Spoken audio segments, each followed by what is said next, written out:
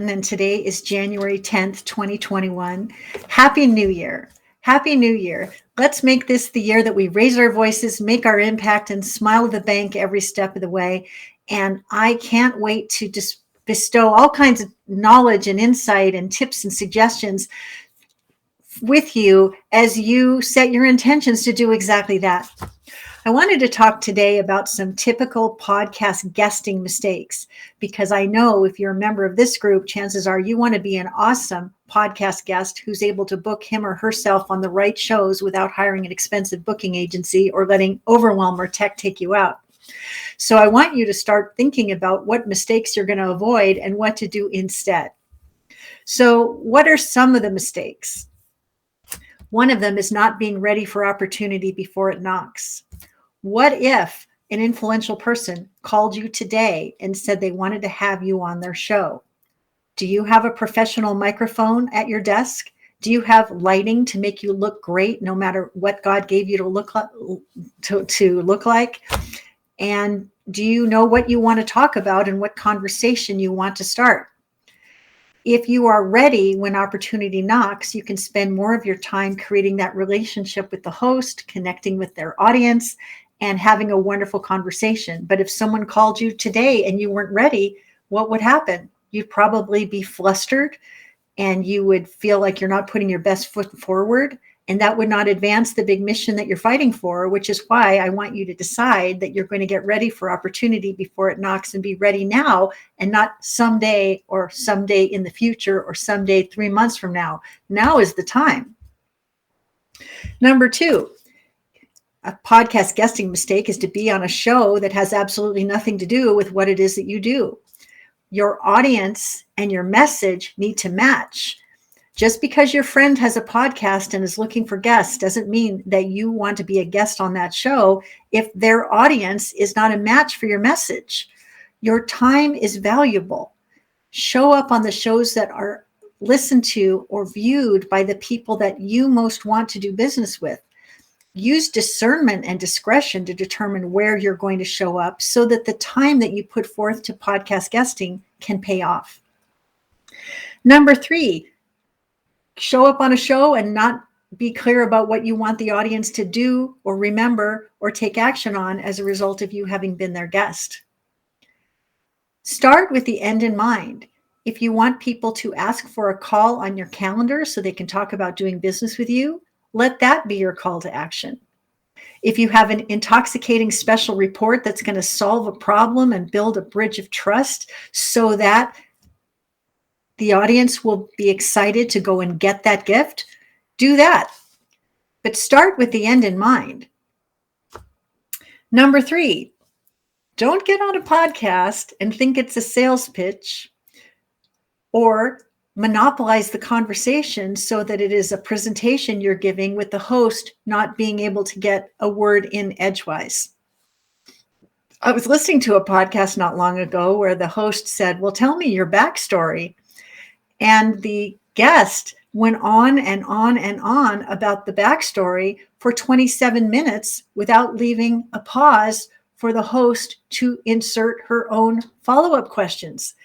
And after 27 minutes of this monologue, you could only imagine how big of a hurry the host was to wrap it up.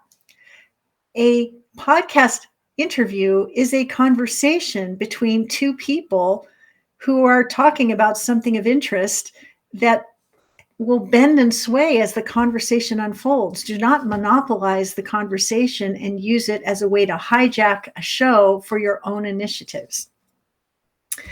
Another mistake people make with podcast guesting is what we in the publicity world call spray and pray. I'm going to spray and pray my Media One sheet everywhere I want people to see it, and I'm going to pray that people reach out to me and say, "You're the one that I want." That never works. It never works. There is some finesse associated with letting people know that you could be an excellent guest, but plastering your Media One sheet all over social media is not the answer. Instead, what you want to do is make a pitch that demonstrates to the host that you've been listening or watching the show and you have a specific idea that would be of service to their audience and of interest to the host. So often we're thinking about our own agenda. I want to sell my book. I want to enroll more people into my program. I want to talk about my story and why it matters. That's all about you. Please, before you start suggesting yourself as a guest to people's shows, think for a moment about what the host wants, what the host is interested in, and how what it is that you want to talk about is going to advance an important conversation.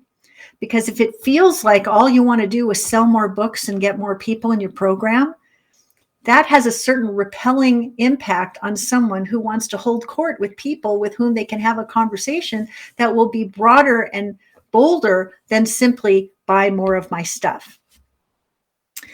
Another podcast guesting mistake is what we call dear host over templating. If you've been studying up on podcast guesting, chances are you've seen people share templates. Use my template. Adapt the template for your purpose and send it out like wallpaper. I have a show, and when I get one of those dear host, great show, I'd love to be a guest, I don't feel seen, heard, and celebrated. I feel like I'm on the receiving line of something that 35 other hosts might have received the very same day. How do I know that you really did listen or watch the show? How do I know that you've made a point of view as to why you would be a great guest? If you lead with some over-templated thing that feels very generic, you're probably going to get a very generic response. And unfortunately, it's likely going to end up in the round file because you missed the boat. Another big mistake people make with regard to podcast guesting is they fail to start. They fail to launch. They have so many unanswered questions that they just discount this medium as something they're not going to do. And I just want to say that in 2022, where we are all managing a new way of being because of the global pandemic, there has never been a more timely, relevant, and of service opportunity for all messengers to speak up on more of the right podcasts and broadcasts and virtual stages to have juicy conversations that deliver value, where you can show up as your best self and have audience members say, wow, she really knows what she's talking about. I really like the way she talks about that. I think she might be someone I'd like to learn more from. If people have that reaction to when you show up on a podcast, when the host says, what next do you want our audience to do as a result of hearing from you today? You can go to that earlier point, which is start with the end in mind and remember what it is that you want people to do and call it forth. A number of years ago, long before podcast guesting was a thing, I was introducing a private mentoring program to help people get known and get paid. And I invited an influential person to interview me. We had an interview where he asked me questions about my entrepreneurial journey and the mistakes that I'd made and the lessons that I'd learned and what I would say about this, that, or the other. It was a fabulous conversation. We talked for 55 minutes and I just laid it all out there, incredibly generous, very transparent, and of course, of service to those who were listening. And in the last 5 minutes, he says, well, what is it that you want people to do? And I said, well, if you've enjoyed our conversation and you feel that the stories I'm telling are the stories you want to blast through faster with me as your co-pilot, let's talk about getting involved in my private mentoring program. I look forward to hearing from you. We'll have a chat and we'll see where we go from there. That simple conversation 10 years ago brought me 10 or more 5-figure clients who were happy to do business with me.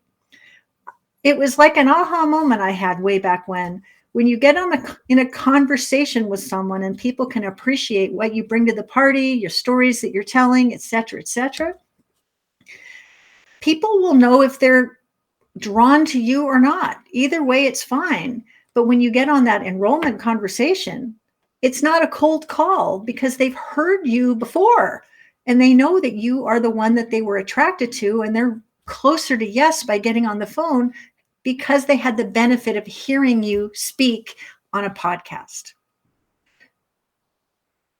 these are just the tip of the iceberg in terms of the kinds of mistakes that people can make as podcast guests and what to do instead.